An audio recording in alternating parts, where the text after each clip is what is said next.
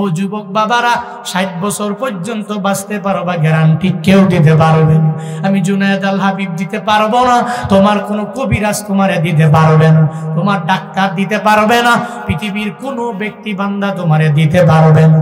বরং মরণের গ্যারান্টি এই পৃথিবীর কোনো মানুষ মানুষের দিতে পারে না। যদি দিতে পারতো তাহলে মাইকেল জ্যাকসন যে এত ট্রাই করলো 150 বছর বাঁচার জন্য, মাইকেল জ্যাকসন কয়, এই পৃথিবীর বড় বড় 12 জন ডাক্তার আমার দরবারে আন, আমারে পানি দিবা, 40 বার টেস্ট করার পরে আমারে পানি দিয়া দিবা, আমারে খাবার দিয়া দিবা, আগে 50 বার টেস্ট করার পরে আমার সামনে খাবার আনবা, আমারে পানি খাবার যা দিবা পরীক্ষা করার পরে দিয়া দিবা। কারণ মনে চিন্তা, এই দুনিয়াতে 150 বছর আমার দুনিয়া ভোগ করা লাগবে। আল্লাহ পাক বলেন, বান্দা তোর কবিরাজ তোর ডাক্তার জীবনেও তোরে বাঁচাইতে পারবে না রে বান্দা। মাইকেল জ্যাকসন ট্রাই করলো 50 বছরে। আল্লাহ পাক বলে, মালাকুল মউত মাইকেল জ্যাকসনের দ্বারে যাও, এই গুনাহগারের রূহটাকে কবজ কইরা আমি রবের দরবারে নিয়ে আসো। বান্দারে, দুনিয়াতে টাকার গৌরবে দুনিয়াতে বাঁচা যায় না রে বাবা। কোন জায়গায় মরণ হবে আমিও জানি না, যুবকও জানে না, কেউ জানে না। কোন জায়গায় মৃত্যু হবে এই ব্যাপারে দুনিয়ার কোনো মানুষ বলতে পারবে না। এজন্য তো প্রায় জায়গায় গেলে বারবার বান্দা আবদার জানাই, জুনায়েদ আল হাবিবের পছন্দ করো, বয়ান শোনো, নিজে আরামের ঘুমটা ছাইরা দিয়ে বান্দা ময়দানে আসলা বয়ান শোনার জন্য। আবদার জানাই, একটু বয়ান শুই না গিয়া একটু ফজরের নামাজটা পড়ো, একটু যোহর পড়ো, একটু আসর পড়ো, মাগরিব পড়ো, এশা পড়ো, তাহলেই বয়ান কামিয়াব হবে। আমার বয়ান দিয়ে অনেক পরিমাণের ফায়দা হয়ে যাবে। জাহান্নামীরা বলবে, ও জান্নাতীরা, 1 নম্বরে কেন জাহান্নামে আসলাম জানো? কারণ দুনিয়াতে নামাজের ধারে কাছেও গেলাম না, এই কারণে আজকে জান্নাতে যেতে পারলাম না, জাহান্নামে হয়ে গেলাম।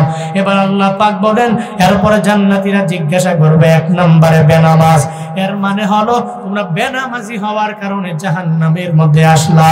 বোঝা যায় যেই বান্দা নামাজি ওই বান্দা জান্নাতে যাবে, যে নামাজ পড়ে না ওই বান্দা রবে জান্নাতে যেতে পারবে না।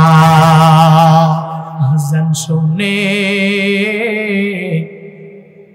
আসো যারা বিছানা,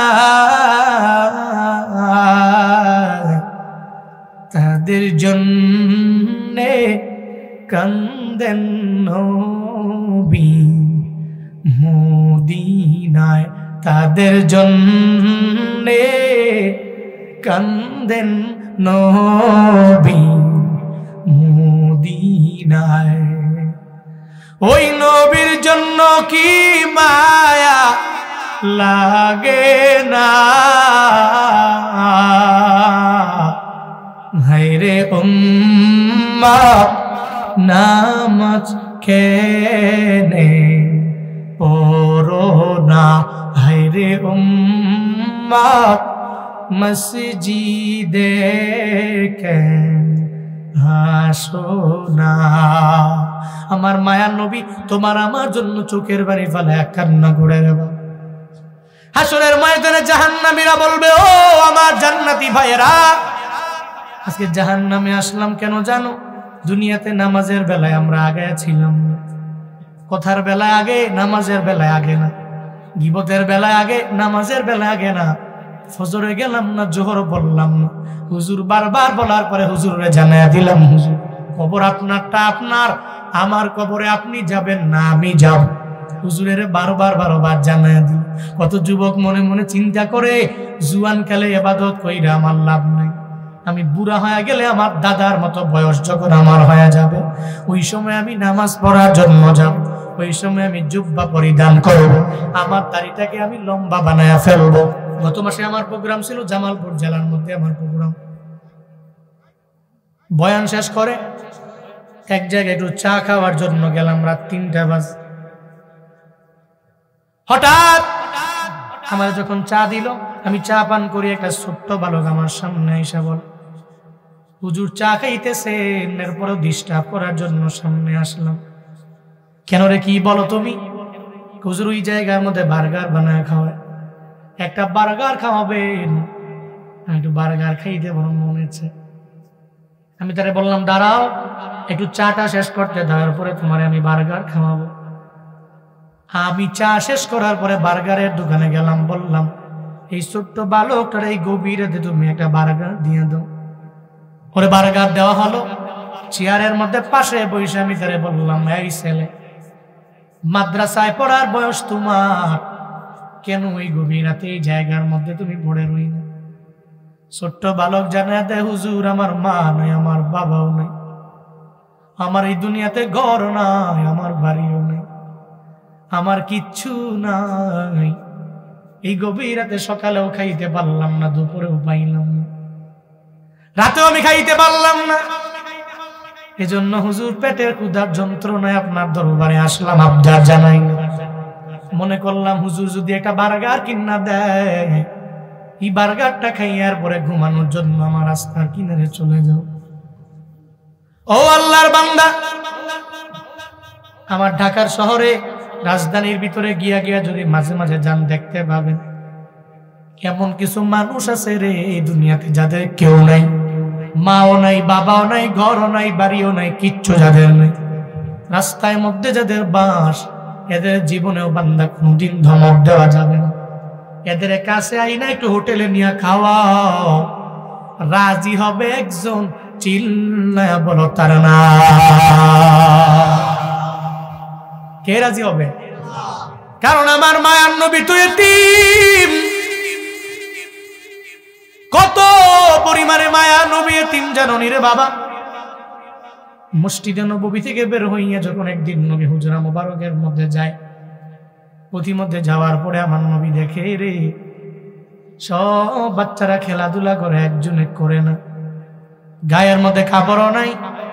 নবী তারা ডাকলেন আর বললেন, এই ছোট্ট বাচ্চা, আমি নবীর দরবারে আয়, কি তোমার পরিচয়? আমি নবীর জানায়া দাও। ওই এতিম জানায়া দেয়, হুজুর আমার মা নাই, আমার বাবা নাই, আমার ঘর বাড়ি নাই। মায়ার নবী কয়, আয় আয়, আমি তোর সঙ্গে করে লইয়া আমার ঘরের মধ্যে নিয়ে যাও। আমার মায়ার নবী ওই ছোট্ট বাচ্চাটাকে কাঁধের মধ্যে লইয়া আম্মা যারা আয়েশার ঘরে যায় বলে, ও আয়েশা, তোমার ঘরের মধ্যে একজন ছোট্ট বালক আমি তোমার ঘরের মধ্যে নিয়ে আসলাম। এই বালকের মা বাবা কেউ নাই, তার ঘরও নাই, তার বাড়িও নাই, আজকে থেকে তার সন্তানের মতো দেখবো। এই ছেলে, তুমি তোমার আম্মা জানা আয়েশারে আম্মা বলবা, আমি নবীরে আব্বা বলবা। ছোট্ট ওই বালকটারে আম্মা জানা আয়েশার কাছে দিয়া বলে, রে গোসল করে দাও, একটু কাপড় পরাইয়া দাও, আমি তার সঙ্গে করে লইয়া মসজিদে নববীর মধ্যে যায় লয়া যাও। আম্মা জানা আয়েশা গোসল করায়া দিলেন, এরপরে সুন্দর করে কাপড় চোপড় পরায়া যখন মদিনাওয়ালা নবীর সঙ্গে যখন দিয়া দেয়, আমার মায়ার নবী ওই ছোট্ট বালকের টিমটারে নিয়ে সঙ্গে করে লয়া রওনা। প্রতিমধ্যে যাওয়ার বলে বয়ান করে, ও ছোট্ট বালক, এতগুলা বালক খেলার মাঠে থাকার পরেও এরপরেও কেন তোমার সঙ্গে করে আনলাম জানো? কারণ আমার মা নাই, আমি জানি মায়ের কি পরিমাণ কদর। আমার বাবা দুনিয়ায় নাই, আমার বাবার ব্যাপারে আমি পরিপূর্ণ জানি বাবার কি পরিমাণে কদর। ও ছোট্ট বালক, তুমি জানো না দুনিয়াতে আসার পরে আমার বাবার আদর কেমন আমি দেখি নাই, আমার বাবার আদর আমি পাই নাই। দুনিয়াতে আসার পরে যখন বাবার কবর জিয়ারতের জন্য আমি গেলাম, আমার মাকে সঙ্গে করে লইয়া আমার মাকে আসার পথে আমি হারায়া ফেললাম। এরপরে 8 বছর বয়সে আমি আমার দাদারে হারায়া ফেললাম। আমি নবীর মতো এতিম কেউ নাই, ওই এতিম রে। এজন্য আমি এতিমের পরিপূর্ণ কদর বুঝি আমার মাওলা জানাইলো, ও পয়গম্বর, এতিমের জীবনেও কোনোদিন ধমক দেওয়া যাবে না। ও এতিম আয় আয়, তুই আমার কাঁধের মধ্যে আয়। এতিম যখন বারবার আমার নবীরে বলে, ও পয়গম্বর, আপনার সম্মান বড়, মর্যাদা অনেক পরিমাণে বড়। নবী গো, আল্লাহ আপনার সম্মানটা এত পরিমাণে বাড়ায়া দিলেন, আপনার মর্যাদা আমার মাওলা বুলন্দ করে দিলেন। ও পয়গম্বর, আপনার ঘাড় মুবারকের মধ্যে উঠলে আমার বেয়াদবি হয়ে যাবে।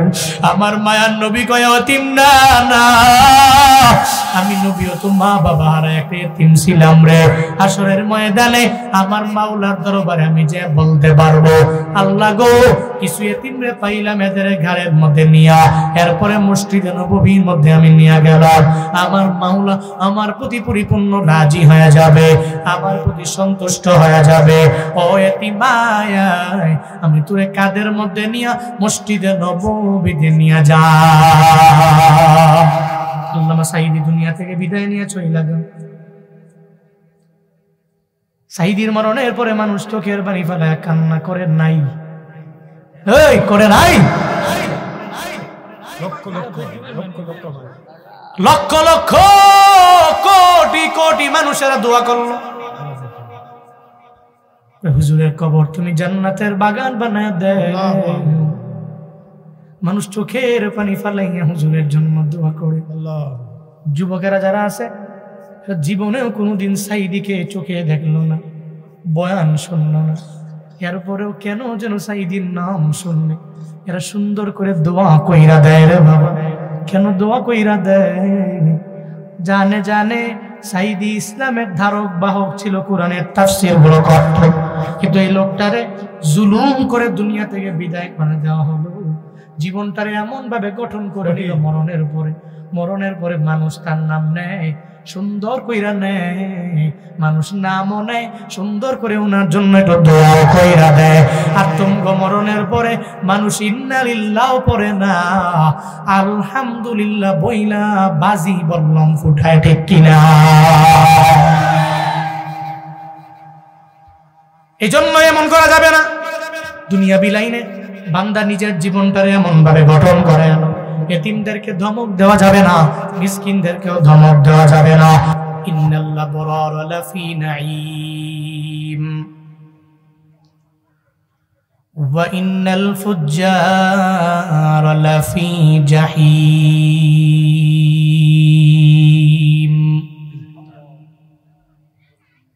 আল্লাহ পাক জানা দেয় যেই বান্দারা নেক আমল করনেওয়ালা হয়ে যাবে, এদের আমি মাওলা মায়া করে জান্নাতের মধ্যে ঢুকায়া দিব।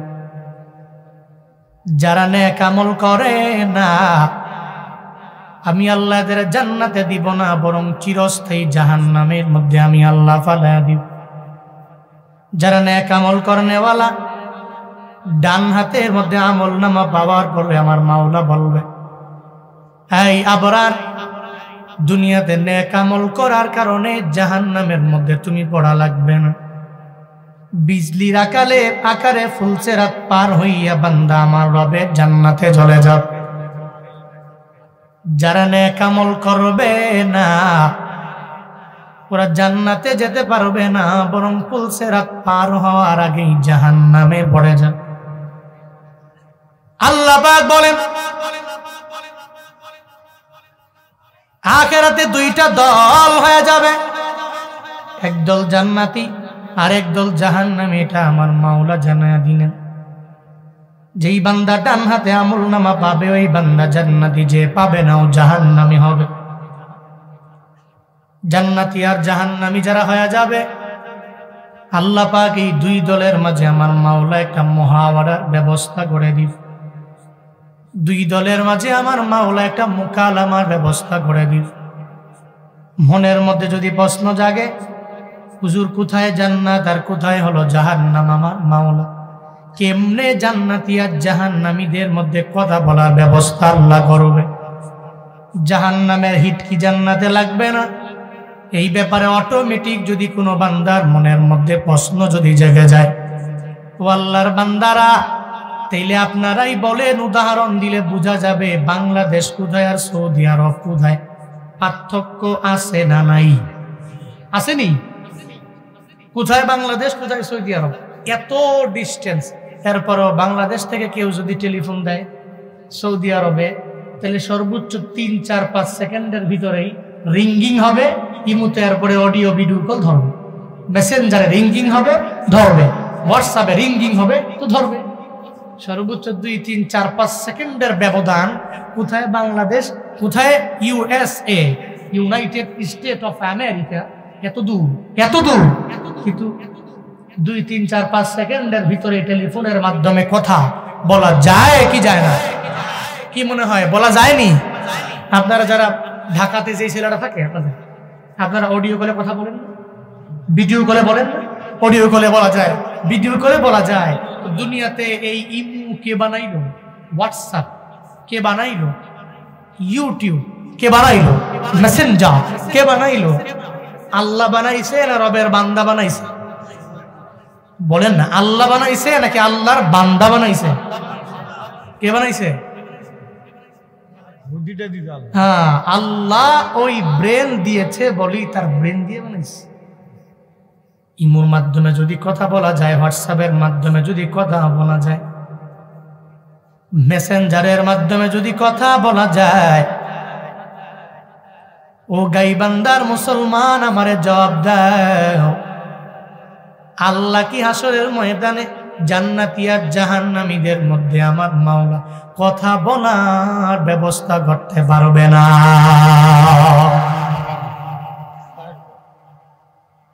যেই বান্দা ইমু বানাইলো, ওই ইমুওয়ালার ব্রেন আমার আল্লাহ বানাইলো, তাহলে আমার মাওলা কত বড়? জান্নাতি আর জাহান্নামীদের মধ্যে আমার মাওলা একটা মহা অর্ডার ব্যবস্থা করে দিব। জান্নাতীরা কপাল বড় ভালো, জান্নাতি হয়ে গেল। জাহান্নামীদের কপাল বড় খারাপ, এরা জাহান্নামী হয়ে যাক।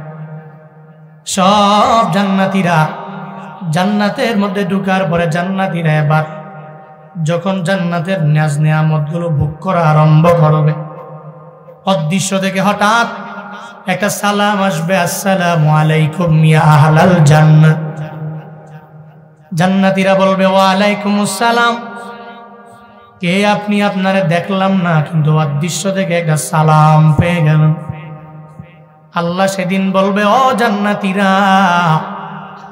আমি স্বয়ং আল্লাহ তোমাদের সালাম দিয়া দিলাম। কে সালাম দিছে? আল্লাহ পাক বলেন,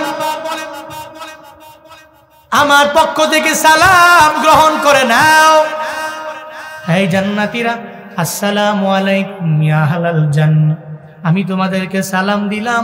এবার জান্নাতীদেরকে আমার মাওলা জানায়া দিবে, জান্নাতী আমি আল্লাহ দুনিয়াতে যেই যে ওয়াদা তোমাদেরকে দিলাম তোমরা বুঝে পাইছো।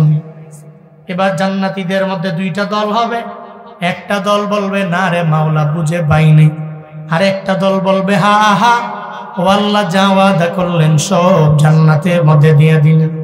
একদল বলবে পাইছি, আর একদল যখন বলবে পাইনি, আল্লাহ পাক সেদিন জান্নাতের মধ্যে বলবে তোমরা কারা? যারা বললা আমি আল্লাহ যা ওয়াদা করলাম তা দিলাম কি দিলাম না, যারা বলল দিলাম না, তা কারা? তখন তারা বলবে আল্লাহ গো আমরা উলামায়ে কেরাম, যারা দুনিয়ার মধ্যে কোরআন পড়লাম, হাদিস পড়লাম, আপনার ব্যাপারে জানলাম, জানার পরেও পুরা আমল করে করে আজকে জান্নাতের মেহমান হয়ে গেলাম। তখন উলামায়ে কেরাম বলবে, ও দয়ার মালিক, দুনিয়াতে কোরআন পড়ে পড়ে এতটুকু জানলাম বুঝলাম, আপনার রবের সাথে, আপনি রবের চেহারা মুবারক কুদরতি চেহারা দেখার জন্য, আপনার দিদার পাওয়ার জন্য আমাদের বড় মন চায়। আল্লাহ গো সব পাইলাম কিন্তু আপনারে দেখতে পেলাম না। আপনার দিদার পাওয়ার জন্য দুনিয়াতে এত আমলের লাইনে আগায় গেলাম, দাড়িটাকে লম্বা করলাম, মানুষ দেখার পরে বারবার জঙ্গি বলে, এরপরেও দাড়ি ফালাই নাই, মানুষ বারবার জুলুম করার পরেও ধর্ম ছাড়লাম না। আল্লামা সাইদি জিন্দান খানার মধ্যে যাওয়ার পরে এরা জানাইলো, সাইদি সাহেব বড় একজন এমপি বানায়া দিব, মন্ত্রী বানায়া দিব, বড় টাকাওয়ালা বানায়া দিব, দামি গাড়ি বাড়ির মালিক বানায়া দিব। শুধু একবার বলেন আপনি ইসলামী দল সাইরা আমাদের দলের মধ্যে যোগদান করেছেন, যদি একবার বলতে পারেন আপনার পরিপূর্ণভাবে দুনিয়া বিলাইনের যা দেওয়া লাগবে সব এক এক করে আপনাকে দিয়ে দেওয়া হবে। আল্লামা সাইদি বলেছিল, ও এলাকার নেতারা, তোমরা যদি আমারে অফার দাও, এই অফার আমি জীবনেও মানতে পারি না, কারণ যারা ঈমানওয়ালা এরা দুনিয়ার কোনো মানুষের অফারটাকে গ্রহণ করে নেয় না।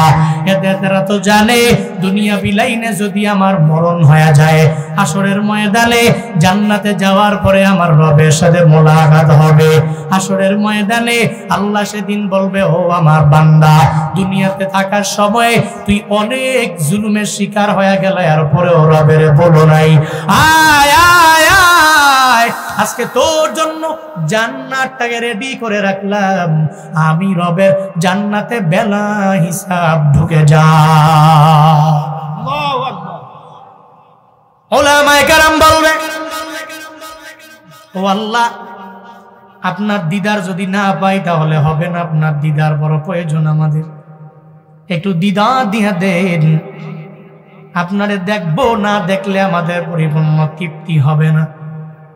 আল্লাহ পাক বলবে, ও জান্নাতীরা, মাজিদ নামক একটা জায়গা জান্নাতের মধ্যে আছে, ওই মাজিদ নামক জায়গায় দাওয়াত দিলাম, আমি আল্লাহ ফেরেশতাদের মাধ্যমে প্রিপারেশন নিয়ে নিব, এটা প্রস্তুতি নিয়ে নিব, ওই মাজিদ নামক জায়গায় আমি রব দাওয়াত দিব। বন্দারে, এই যে আজকে ওয়াজ মাহফিল শোনার জন্য আপনারা দৌড়াইয়া চলে আসলেন, বাজার কমিটি এরা আপনাদেরকে দাওয়াত দিয়ে আনলো, বাজারের দোকান মালিক কমিটি সমিতিরা এরা আপনাদেরকে দাওয়াত দেওয়ার কারণে আসলেন, আপনাদেরকে ডাকলেন, এরা এ কারণে বয়ান শোনার জন্য বসে রইলেন। রে বাবা, জান্নাতের মধ্যে দুনিয়ার সাধারণ কোনো মানুষ আপনারে আমারে দাওয়াত দিবে না, একজন দিবে, চিল্লায়া বলো তার না। কে দাওয়াত দিবে? আল্লাহ পাক দাওয়াত দিবে। আল্লাহ পাক বলবে, ও জান্নাতীরা, মাজিদ নামক জায়গার মধ্যে আসবা, আমি মাওলা তোমাদেরকে দাওয়াত দিয়ে দিব। যেই মাজিদ নামক জায়গা, সব জান্নাতীরা যাবে, ওই জায়গার মধ্যে আমার মাওলা প্রিপারেশন নিয়ে নিবে, এটা প্রস্তুতি নিয়ে নিবে। সব ফেরেশতাদেরকে বলবে, এই ফেরেশতারা, মাজিদ নামক জায়গাটাকে আমার বান্দাদের জন্য রেডি করে দাও। যখন এদের জন্য রেডি করা হবে, সব জান্নাতীরা প্রিপারেশন নিয়ে চলে আসবে। ওই জান্নাতের ভিতরে আজকে একটা মাহফিল হয়ে যাবে, যা দুনিয়ার মধ্যে পাইলাম, দুনিয়ার মধ্যে পেয়েছিলাম, বক্তা আসে, বয়ান শোনায় আমরাও গেলাম, ওখানেও সভাপতি আছে, প্রধান অতিথি আছে, বিশেষ অতিথি আছে। আজকের এই মাহফিলে দেখেন, প্রধান বক্তা, দ্বিতীয় বক্তা, তৃতীয় বক্তা আছে না নাই? জান্নাতের মধ্যেও মাহফিল হবে, ওই জায়গার মধ্যেও সভাপতি থাকবে, ওই জায়গায় প্রধান অতিথি থাকবে, ওই জায়গায় বিশেষ অতিথি থাকবে। আমার মাওলা ওই জান্নাতের মধ্যে মাহফিলের ব্যবস্থা করে যখন আমার মাওলা দাওয়াত দিয়ে দিবে, জান্নাতীরা যাবে, আল্লাহ পাক ফেরেশতাদেরকে বলবে, ও ফেরেশতারা, আমার এই বান্দারা আমি মাওলার বড় আশিক, এরা জান্নাতের মধ্যে আসার পরে এই মাহফিলে আসবে, এরা নিচে বসবে না, বরং এদের জন্য সিংহাসন বানাও, এদের সিংহাসনে বসায় দাও। জান্নাতীরা আসার পরে সিংহাসনের মধ্যে বসবে। এরপরে আল্লাহ পাক রব্বুল আলামিন ওই ফেরেশতাদেরকে জানায় দিবে, রহমতের ফিরিস্তা, আমার বান্দারা শুধুমাত্র কেবলমাত্র সিংহাসনের মধ্যে বসে থাকলে হবে না, এদের প্রত্যেকের হাতে একটা একটা শরাবের পেয়ালা দিয়া দাও, এরা শরাব পান করবে। আজকে জান্নাতের ভিতরে শরাব পান কইরা কইরা মাহফিল শুনবে। সুবহানাল্লাহ। ওই যে মাঝে মাঝে মাহফিলে আসলেন না, মাহফিল থেকে শেষ করে মুনাজাত দিয়ে যাওয়ার সময় অনেক মাহফিলে বিরিয়ানি দেয় কি দেয় না? তাবারক দেয়। দুনিয়ার স্বাভাবিক নিয়ম হলো, মানুষগুলো কষ্ট করে আসছে, তাহলে এদের না খাওয়াইলে কেমন করে হয়?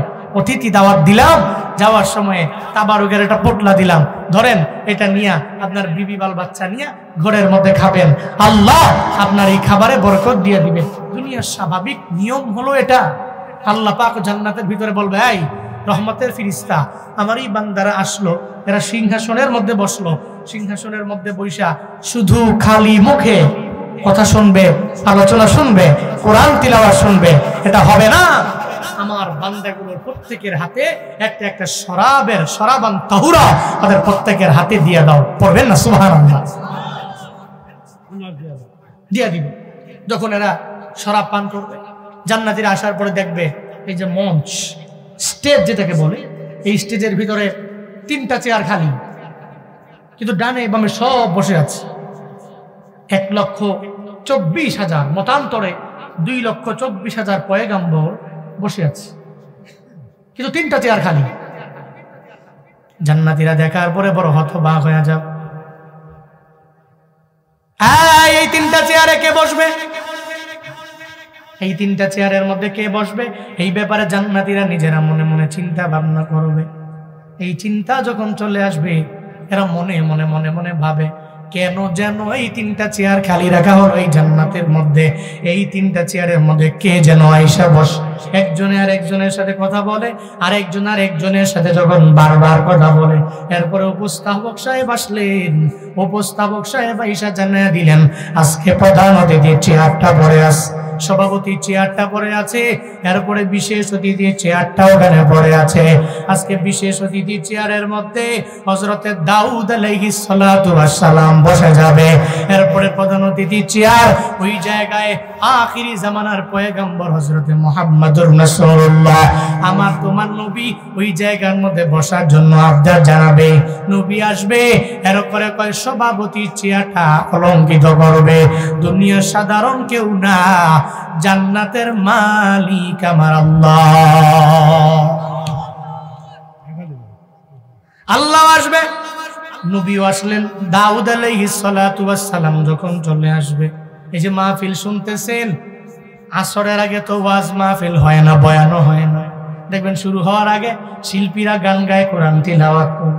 ওই গান গাবে, কোরআন তিলাওয়াত করবে, আল্লাহ জান্নাতের মধ্যে বলবে, ও আমার জান্নাতীরা, আজকে প্রথমত তোমাদেরকে হযরতে মিকাইল, ফেরেশতা মিকাইল তোমাদেরকে সুন্দর করে গান শোনাবে, মানে নাশিদ শোনাবে, তোমাদেরকে সুন্দর করে সঙ্গীত শোনায়া দিবে। হযরতে মিকাইল সঙ্গীত শোনায়া দিবে। এরপরে আবার উপস্থাপক সাহেব বলবেন, এবার হযরতে দাউদ আলাইহিস সালাতু ওয়াস সালামের পালা। হযরতে দাউদ আলাইহিস সালাতু ওয়াস সালামকে বলা হবে। আল্লাহ সেদিন বলবে, দাউদ রে, ও পয়গম্বর, আমি তো আপনারে জাবর কিতাবটা দিয়ে দিলাম, আপনার কণ্ঠ বড় সুন্দর, এই সুন্দর কণ্ঠ দিয়া যখনই আপনি কোরআন তিলাওয়াত করলেন গো নবী আমার, ওই কোরআন তিলাওয়াত শুই না আসমান থেকে পাখি ব্রেক করে নেমে দুনিয়ার মধ্যে আসলো আপনার কোরআন তিলাওয়াত শোনার জন্য। ও দাউদ পয়গম্বর, আপনার তিলাওয়াতের মধ্যে এত পরিমাণে মায়া, আপনার ওই তিলাওয়াতে আমি আল্লাহ এত পরিমাণে মায়া দিয়ে দিলাম। আপনি যখন জাবর তিলাওয়াত করতেন, নদী এবং সমুদ্রের মাছেরা অত গহ্বরে থাকে, আপনার তিলাওয়াত শোনার জন্য এরা নদীর পাশে ঘিরে ঘিরে আইসা আপনার কোরআন তিলাওয়াত শোনে। আপনার কণ্ঠটাকে আমি আল্লাহ এত পরিমাণে মধুময় বানায়া দিলাম, এত পরিমাণে মায়া দিলাম, আজকে জান্নাতের ভিতরে আপনি বসে থাকলে হবে না গো নবী আমার। আমার সব বান্দাদেরকে, জান্নাতীদেরকে আপনি শোনায়া দেন। সূরাতুল মুলক পড়েন, তাবারাকাল্লাযী বিয়াদিহিল মুলক ওয়া হুয়া আলা কুল্লি শাইইন কাদির। সূরাতুল মুলক শোনায়া দেন। আল্লাহ পাক দাউদ নবীরে বলবেন, দাউদ নবী সূরাতুল মুলক যখন শোনায়া দিবে, সব জান্নাতীরা টানা 40 বছর লাগায় দাউদ নবীর ওই কোরআন তিলাওয়াত উপভোগ করবে। সুবহানাল্লাহ পড়বেন না? আরো জোরে পড়বেন না? এরপরে আল্লাহ পাক বলবে, ও পয়গম্বর আমার, আপনি এবার একটু আপনার জবান মুবারক দিয়ে একটু কোরআন তিলাওয়াত শোনায় দেন। আপনার উম্মতেরা, আপনি নবীর জন্য বড় পাগল, অনেক উম্মত আছে আপনারে দেখে নাই, আপনারে পায় নাই গো নবী।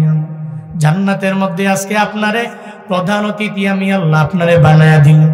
আপনার জবান দিয়ে আপনি আজকে সূরা ইয়াসিনটা পরিপূর্ণ শোনায়া দেন। আমার মায়ার নবীর তিলাওয়াত কত পরিমাণে সুন্দর জানো নি রে বাবা। হযরতে আবু জাহাল, উতবা, সাইবা, ওয়ালিদ ইবনে মুগিরা এরা নবীর বিরোধিতা দিনের বেলায় করত। ওই মুহাম্মদের ধারে কাছেও যাওয়া যাবে না, মুহাম্মদের দরবারেও যাওয়া যাবে না। কিন্তু রাতের বেলা কেমন যেন হয়ে গেল, বাইতুল্লাহর কিনারায় দাঁড়ায়া দাঁড়ায়া দাঁড়ায়া আবু জাহাল নবীর তিলাওয়াত শুনে, উতবাও নবীর তিলাওয়াত শুনে, সাইবাও নবীর তিলাওয়াত শুনে, ওয়ালিদ ইবনে মুগিরাও নবীর তিলাওয়াত শুনে। ও আল্লাহর বান্দারা, শুধু তাই না, হযরতে ওমর ফারুক আযম রাদিয়াল্লাহু আনহু আমার নবীর তিলাওয়াতের মায়ায় পয়রা নবীর সামনে কালেমা পড়ে মুসলমান হয়ে গেল। কে সেই ওমর জানুনি রে বাবা? আবু জাহাল বলল, কে আসো এমন? ওই মুহাম্মদের দেহ থেকে গর্দানটাকে আলাদা কইরা আমি আবু জাহালের হাতে দিতে পারবো। ওমর দাঁড়ায়া যায়, আর জানা দে আবু জাহাল আমি যাব মুহাম্মদের গর্দান আনার জন্য। ওমরে ফারুক আজম দাঁড়াইয়া তরবারি নিয়ে যখন রওনা হয়ে যায়, পথিমধ্যে যাওয়ার পরে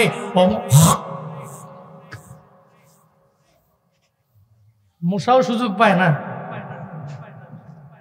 কই যাব বলে। এই মশা যদি একটা ঢুকে ভিতরে পুরা বয়ান শেষ। ওই ওদিন বয়ান করতেছি, কথা বলতেছি, তা আমরা তো হা করে থাকি, মশাও মনে মনে কয় যে এই সুযোগটাই কাজে লাগাতে হবে, হা যেহেতু করে। মশা ঢুকলে একবার যদি ঢুকে যায় গলার মধ্যে খালি এরকম করে, তো অবস্থা তো নমরুদের মতো হবে।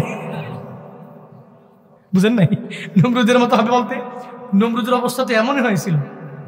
নমরুদ ইব্রাহিমরে কয় তোমার খুদারে কও তার সাথে যুদ্ধ হবে, নাউজুবিল্লাহ পড়বেন না। কি কয়? তোমার রবেরে বলো মাঠে আসতে, তার সাথে যুদ্ধ হবে। ইব্রাহিম নবী কয় আল্লাহ, নমরুদিরা কি কয়? আমার তো কোনো সৈন্যবাহিনী নেই, কোনো সৈনিক নেই, কোনো সেনাবাহিনী নেই, কেউ নাই। এরপরে মাঠে গেলেন। ইব্রাহিম নবী কয় আল্লাহ, আমার কেউ নাই, তুমি তোমার শত্রু নমরুদের সাথে পারলে যুদ্ধে নামো। নমরুদ কয় তোমার খুদারে কয়তে? একবার দুইবার বলার পরে তীর মারে উপরে, গায় ইব্রাহিমের খুদা, পারলে আমি নমরুদের সাথে যুদ্ধ করতে আসো। আল্লাহ কয় যুদ্ধ করার জন্য আমি যাব তোর সাথে, তোর মতো নমরুদের সাথে যুদ্ধ করার জন্য আমি রবের যাওয়া লাগে? আমি তো কিছু মশা পালি, আমার মশার একটা জাত আছে, খালি এদের পাঠায় দিব। আল্লাহ মশারে আদেশ দিছে, এই কই মশারে, যাও নমরুদের সাথে যুদ্ধ করো গিয়ে। মশারা আসলেন, ল্যাংরা মশারে দায়িত্ব দিলেন, তুমি ধরবা বট্টারে, পিচ্ছি পুচ্ছিরে ধরে লাভ নাই, সৈনিক মৈনিক ধরে লাভ নাই, তুমি ধরবা কারে? বট্টারে, যেটা গাদ্দার বেশি, তুমি তাকে ধরো। ল্যাংরা মশাই আসলো সুন্দর করে। এবার মশারা আয়া নমরুদ তো কয় তোর আল্লাহ কি আসবে না ইব্রাহিম? কয় আল্লাহ আসা লাগবে না, আল্লাহ আসার প্রয়োজন নাই, একটু অপেক্ষা করো। মশাই খালি আইসা সেনাবাহিনী সৈনিক যারা আছে হাতে কামড় মারে, পায়ে কামড় মারে, তরবারি টরবারি ফালায়া দেখে খালি ডানে মশা, বামে মশা, সামনেও মশা, পেছনেও মশা। বুঝেন নাই? কারণ আপনি তো বাঘের যত ভয় পান না, মশারে তাতে বেশি ভয় পান। আপনি তো বাঘের ভয়ে মশারি টানার নাই, কিন্তু মশার ভয়ে প্রতি রাতের বেলা মশারি টানানো লাগে কি লাগে না? ওরে বাপরে বাপ, কয় এরোসল দাও, আর এরোসল দিলে তো তুমিও মেরে যাবা, কয় মশাও মরুক আমিও মরুক, ঠিক কিনা? মশারে মানুষ এই পরিমাণে ভয় করে, আমার কাছে মনে হয় অন্য প্রাণীর এত ভয় করে না। আমি নিজেও তো ভয় করি। একটা মশা যদি গাড়ির ভিতরে ঢুকে অবস্থা কাহিনী। এসি টেসি বন্ধ করে আমি কই যে গ্লাস নামাও, গ্লাস নামায়া 100 টান দেবো, টান দিলে পরে এই মশা বের হবে। এরপরে বাইরে বুইড়িয়া মশার জন্য 10 মিনিট সময় নষ্ট করিয়া এরপরে মশারে গাড়ি থেকে বের করতে। তো মশাও তো মনে মনে কয় আমার পাওয়ার দেখছো, তোমরা এত ক্ষমতা দেখাও, সব আমার ভয়ে মশারি টানার লাগে। নমরুদ কয় দেখছো নি, মশাও আমারে ভয় পায়, তুম করে মশায় ধরছে, আমারে মশায় ধরে নাই, কত বড় নাফরমান। তো সব দৌড়ে যায়, নমরুদ দাঁড়ায় রয়েছে, মশাই দিয়ে আমারে ধরে না। কিন্তু আল্লাহ তো ল্যাংরা মশারে কইছে, হ্যাঁ ল্যাংরা তোর কামি হলো বট্টারে ধরবি। ল্যাংরাই তো যায় সুন্দর করে নাকের সামনে গিয়া গুফের উপরে সুন্দর করে সাইজ মতো বসে রয়েছে, জায়গা টাকা কইরা বসে রয়েছে। নমরুদ যখন দিছে দৌড়, মশাও ঢুকছে নাকের ভিতর দিয়া, নাকের ভিতর দিয়া মস্তিষ্কে। বাসায় যাওয়ার পর কিরে মাথায় খালি কে কি করে এমন করে গে, জোড়াটা নিজে চর মারছে। চর মারার পরে কয় মজাই তো লাগে, একটু আরাম লাগে। 2-3 মিনিট 5 মিনিট পরে কয় দূর আবার খারাপ লাগতেছে, আবার চর মারে। আবার 5 মিনিট পরে কয় আবার দেয় একই রকম হয়ে গেল। এবার মনে মনে চিন্তা করে একা মারবো কেন, কামলা লইয়া এরপরে মারিস। কর্মচারী রাখছে, তোর কাজই হইলো সকাল বিকাল খালি থাপড়াবি। সকাল বিকাল যখন আমি বলবো যে মাথায় ঝামেলা করতেছে, তুই খালি মাথায় থাপ্পড় মারবি। আল্লাহ কয় টানা 40 বছর পর্যন্ত এক টানা নমরুদ এই ঝামেলায় পড়লো। পৃথিবীর দুনিয়াতে কোনো কাজ নমরুদ করতে পারে নাই। তারে মাথায় থাপ্পড় দে, একটু পরে পরে থাপ্পড় দিলে মজা লাগে। এরপরে কয় আবার দে, আবার দে। একটা পর্যায়ে 40 বছর পরে ওনার যে কর্মচারী আছে এরা মনে মনে কয় ধুর, আর এটা কোনো কাম হইল? আর মাটি কাটা এটার কাজ, মাটি কাটা নিয়ে ভরলাম, সাইকেল চালাই, সিএনজি চালাই, রিক্সা চালাই, ভ্যান চালাই, একটা কাজ তো আছে, এটা কোনো কাজ হইল? খালি একজনের মাথার মধ্যে একটু পর পর মারবো, এটা কোনো কামের কাম? মাথা গরম হয়ে গেল। কর্মচারী কয় দূর তোর জীবনের মারামারিটা দিই, পাথর একটা নিয়ে জোরে দিছে মাথার মধ্যে বাড়ি, মাথা ফাইটা দুবাক। আল্লাহ কয় ল্যাংরা তুই আমার কাছে আয়। সুবহানাল্লাহ, জোরে বলবেন না? আল্লাহর মায়ের দুনিয়ার বাইরে। তো ওই সময় তো মশার কামড় টামড় খায়া দৌড় মারছে। এই জগতে আইসা জালেমেরা যখন বিপদে পড়ে, মুসিবতে পড়ে, প্রাইভেট হেলিকপ্টারের মাধ্যমে উড়াল দিয়া যেতে পারে। তবে মনে রাখতে হবে, উড়াল দিয়া গেলেই যে আবার উড়াল দিয়া চট করে দেশের ভিতরে ঢুকা যাবে এমনটা নয়। চট করে ঢুকলে এদেশের ইসলামী তাওহীদি জনতা পশ্চিম কালো আপনাকে বাইরে রাখবে না, আয়নাগরের মধ্যে ঢুকায়া আপনাকে দিনকে দিন, ডে বাই ডে, তিল তিল করে নিঃশেষ করবে। ঠিক কিনা?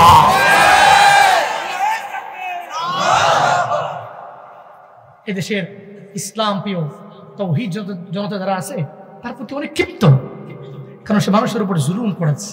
মনে রাখবেন, পৃথিবীর প্রত্যেকটা জালেমের পরিণতি এমনটাই হয়েছে। উলামায়ে কেরাম তাকে এটাই বুঝিয়েছে, সাবধান, বাড়াবাড়ি করা যাবে। এরকম ক্ষমতা কার? জোরে বলেন না কার? এই সিংহাসনে বসাতে কে পারে? আবার কান ধইরা ধাক্কা দিয়া কে নামায়? কে নামায়? আল্লাহ। এই জন্য পাওয়ার আমার নাই, ক্ষমতা আমার নাই, ক্ষমতা কার? আরো জোরে বলেন না কার? এই জন্য বলতেছিলাম, ওই যে মশা যদি একবার ঢুকে আর গলায় যদি একবার ঝামেলা করে, পুরাটা বয়ান শেষ। একটু পরে পরে ওই জায়গাটা একটু চুলকাবে। আল্লাহ আমাদের প্রত্যেককে সঠিক সমঝ দান করুক, সকলেই পড়ি আমিন। আল্লাহ সঠিক বুঝ দান করুক, পড়ে না আমিন। একটু জিকির করেন, লা ইলাহা ইল্লাল্লাহ, সবাই লা ইলাহা।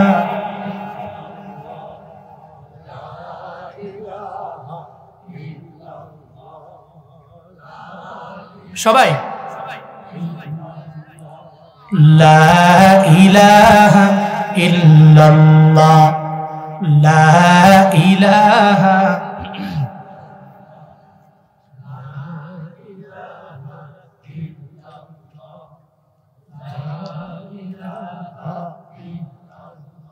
আল্লাহ ওই দিন মদিনাওয়ালা নবীরে জানায়া দিবে, পয়গম্বর আপনার উম্মতেরা আপনার সামনেই বসে।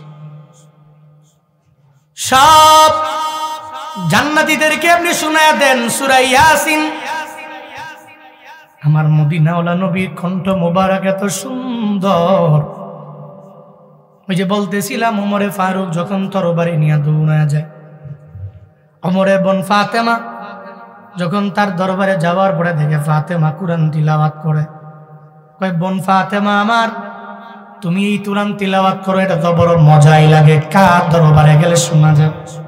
কয় আমার নবীর দরবারে যাও, নবীর দরবারে গেলে কুরআন তিলাওয়াত মধুর সুরে তুমি শুনতে পারবা। ওমর কয় ওই নবীর সন্ধান তুমি আমায় দাও। এবার ওমর দৌড়ায় যায়, রহমাতুল লিল আলামিন 11 জন সাহাবা নিয়ে সামনে বসে দেয় না।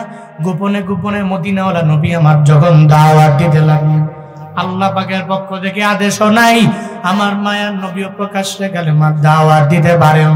মাত্র 11 জন সাহাবা ঘরের মধ্যে বসে বসে গোপনে গোপনে যখন দাওয়াত দেয়, সাহাবীরা জানতে পারে হযরতে ওমর দৌড়াইয়া তরবারি নিয়ে নবীর দরবারে আসে। এর মানে বোঝা গেল ওই নবীর দেহ থেকে গর্দানটাকে আলাদা কইরা নিয়ে যাবে। ওমর মারার জন্য আসে, সাহাবায়ে কেরাম আমার নবীরে জানায়া দেয়, ও পয়গম্বর আমার, আপনি পালায়া অন্য ঘরে যান, ওমর দৌড়াইয়া আপনার দরওয়াজায় হাজির হয়ে যাবে, আপনার দেহ থেকে গর্দানটাকে আলাদা কইরা ওমর নিয়ে যাবে। আমার মায়ার নবী কয় না না, ও সাহাবায়ে কেরাম, না না, আমার ওমর আমার গর্দানটাকে আলাদা করে নেওয়ার জন্য আসবে না। ও সাহাবায়ে কেরামেরা, আমার উমরের আসতে দিও, দরওয়াজা ওপেন করে দাও, আমার ওমরের আমার দরবারে আসতে দাও। হযরতে ওমর দরবারে নিয়ে যখন নবীর দরবারে যায় দেখে আমার মায়া নবী সুন্দর কণ্ঠ দিয়ে যখন কোরআন তিলাওয়াত করে, হযরতে ওমর বলে পয়গম্বর এই তিলাওয়াত যদি সহি হয়ে থাকে, এই তিলাওয়াত যদি সত্য হয়ে থাকে, তাহলে আমি আর অন্য ধর্মের মধ্যে থাকতে পারি না। আমারে পড়ায়া দেন লা ইলাহা ইল্লাল্লাহ মুহাম্মাদুর রাসূলুল্লাহ। ওই মায়ান নবী ওদিন তিলাওয়াত করবে। আমার মায়ান নবী সূরাতুল ইয়াসিন তিলাওয়াত করার জন্য যখন আমার মাওলা বলবে, নবী তিলাওয়াত করবে ইয়াসিন ওয়াল কুরআনিল হাকীম ইন্নাকা লামিনাল মুরসালিন আলা সিরাতিম মুস্তাকিম।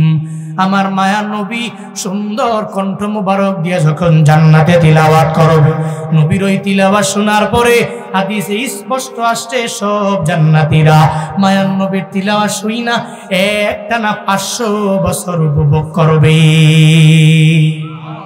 কয়শো বছর? একটানা 500 বছর নবীর ওই তিলাওয়াত উপভোগ করবে। আর এর জন্যই তো মাঝে মাঝে চিন্তা করি আমার মায়ার নবীর তিলাওয়াত এত সুন্দর, এখনো পর্যন্ত নবীর উম্মতেরা আমার নবীর জন্য কত পরিমাণে পাগল, নবীরে পাওয়ার জন্য পাগল, নবীর রওজা মুবারক দিয়ে জিয়ারত করার জন্য পাগল। প্রত্যেকটা উম্মত আমার নবীর জন্য এত পাগল কেন, এত আশিক কেন? কেন জানো? আল্লাহ তো নবীরে কাউসার দিয়েছেন। এই পুরো কাউসারের ব্যাখ্যা যদি কোনো মুফাসসির করে, পৃথিবীর সমস্ত পানি কলম কালি সব শেষ হয়ে যাবে, এরপরও কাউসারের ব্যাখ্যা লিখে শেষ করতে পারবে না। পড়েন সুবহানাল্লাহ। এই কাউসারের ভিতরে তো আমার নবীর সম্মান, নবীর মর্যাদা, নবীর কণ্ঠ, নবীর মায়া। নবী নবী করে আর কতকাল আমি কাঁদব। আপনারা পারেননি? যদি পারেন একটু বলেন না, নবী নবী করে আর কতকাল আমি কাঁদব। আপন নয়নে কবে জানি, আপন নয়নে কবে জানি প্রিয় নবীকে আমি দেখব। নবী নবী করে আর কতকাল আমি কাঁদব। নবী নবী করে আর কতকাল আমি কাঁদব।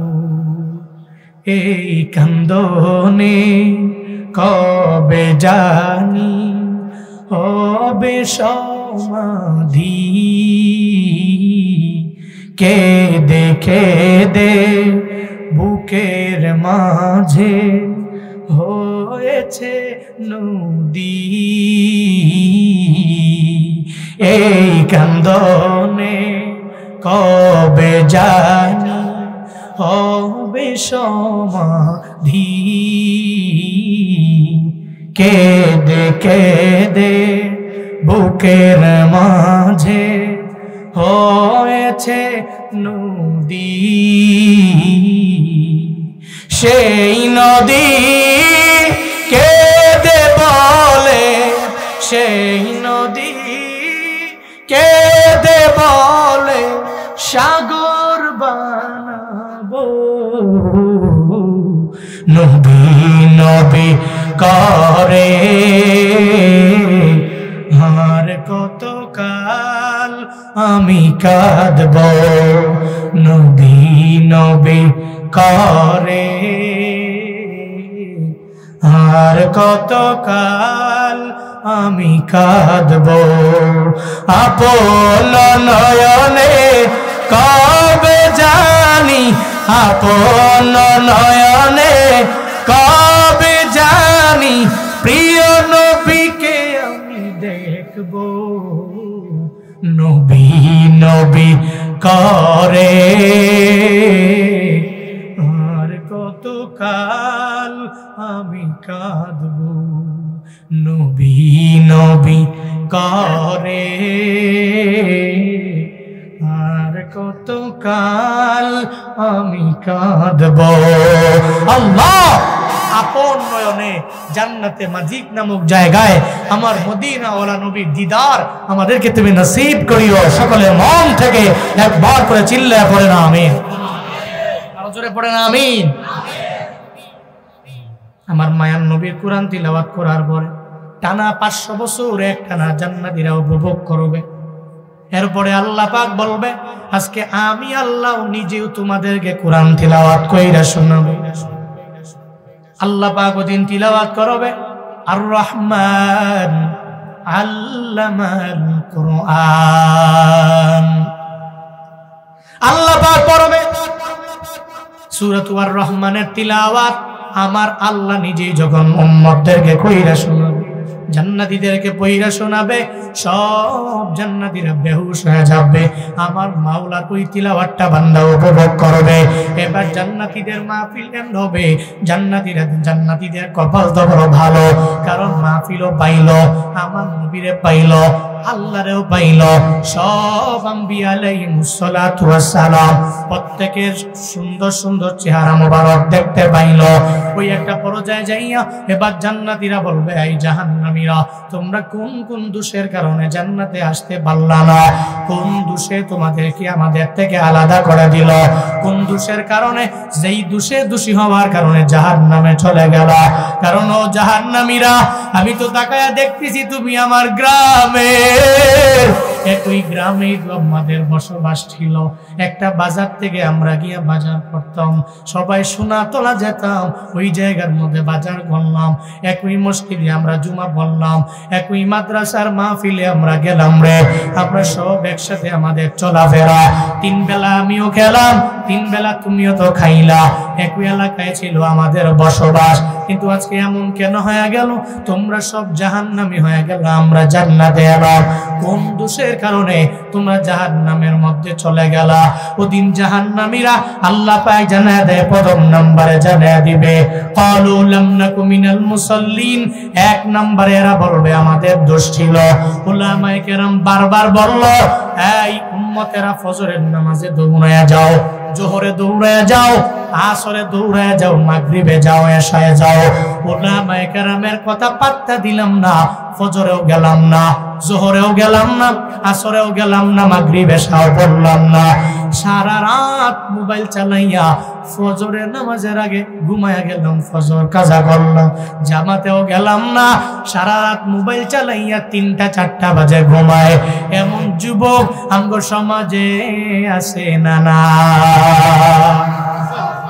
আছে না নাই? আছে না নাই?